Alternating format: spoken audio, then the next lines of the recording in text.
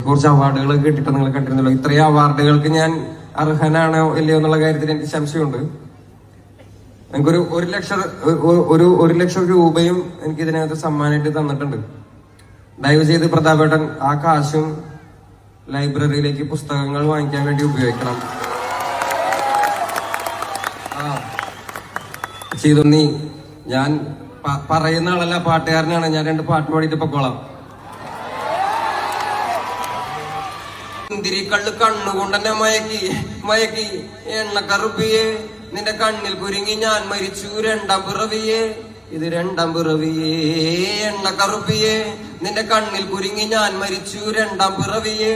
ഇത് 2ാം പിറവിയെ.